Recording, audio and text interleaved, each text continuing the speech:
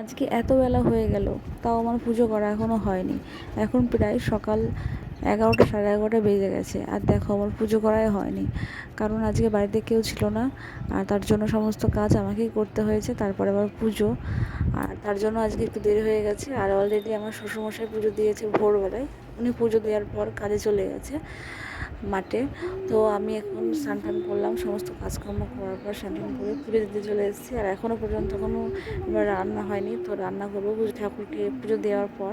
তারপরে সমস্ত কিছু তোমাদের সঙ্গে শেয়ার করছি। তো ভিডিওটি স্টার্ট করলাম, আর ভিডিওটি স্কিপ করো না, দেখতে থাকো। আর সোমবারে কে কে মহাদেবের পূজা করো এটা অবশ্যই কমেন্ট বক্সে জানিও। আর আমার ব্লগগুলো তোমাদের কেমন লাগছে অবশ্যই জানাও, যেহেতু আমি নতুন আইডিতে নতুন মিনি ব্লগ ছাড়ছি। তো আমি তো কিছুই অতটা জানি না, অতটা এডিট করতেও পারি না তোমাদের মতো। তো তবুও একটু চেষ্টা করলাম। তো ভিডিওটি তোমাদের কেমন লাগলো অবশ্যই জানাবেন। আর আমার পুজো দিয়ে এগুলো শেষ হওয়ার পর আমি আবার রান্নার দিকে যাব।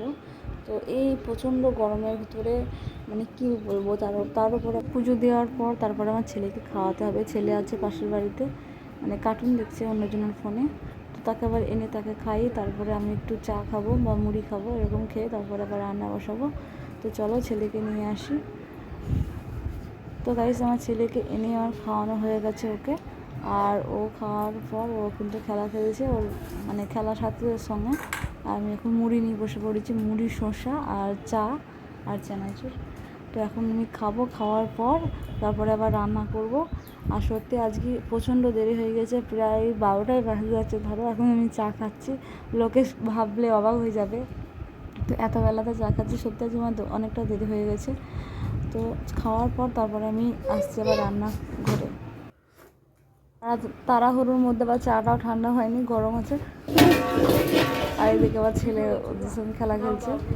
তো গাইস, এখন মানে কি বলবো, খুব তাড়া। আবার তারপরে রান্না করতে হবে, তার মধ্যে আমি একা থাকলে কোনো ব্যাপার নেই, তার মধ্যে আমার শ্বশুর আছে, আমার স্বামী আছে, ছেলে বাচ্চা সবাই আছে, খাবে ওরা আবার ভাত।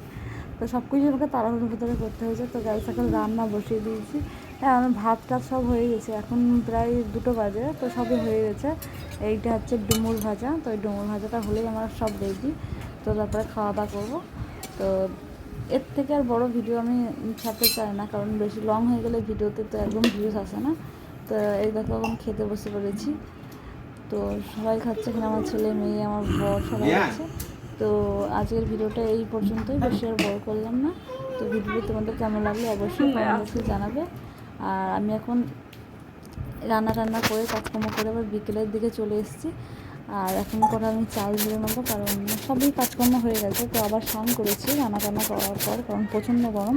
তো স্নান করার পর মানে কটা চাল ছিল, চালগুলো একটু ঝেড়ে নিচ্ছি, কারণ চালের ভেতরে প্রচণ্ড নোংরা আছে, যেমন দুটো ধানের কল থেকে চাল এনেছে সেই চাল। তো চালগুলো একটু ঝাড়ার পর আবার ময়দা নিয়ে চলে এসেছি, কারণ এটা এখন বাজে সন্ধ্যে 7টা। তো এখন আমি করবো লুচি আর ঘুগনি। তো লুচি ঘুগনি করার পর আজকে আমার ব্লগটা এখানেই সমাপ্তি করবো। বেশি আর মানে আমি তুলতে পারছি না ফোনে, মানে যেহেতু ফোন নেওয়ার জন্য আমার বাচ্চাগুলো খুব কান্নাকাটি করছে কার্টুন দেখার জন্য।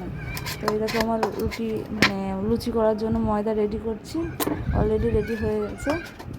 আর সত্যি এই গরমে না, মানে কাজ করতে গিয়ে মানে ঘেমে ভিজে এবার তোলঘাম হয়ে যাচ্ছে। তো এটা আমার লুচি করার জন্য ময়দাটা রেডি করলাম। এবার আমি মটর সেদ্ধ হয়েছে নাকি দেখবো। আর এখানে ঘুগনি করার জন্য মশলা নিয়ে নিয়েছি, আর প্রেশারে মটর সেদ্ধ করতে দিয়েছি। তো মটরটা সেদ্ধ হয়েছে নাকি দেখি, হ্যাঁ এবার পারফেক্ট সেদ্ধ হয়েছে।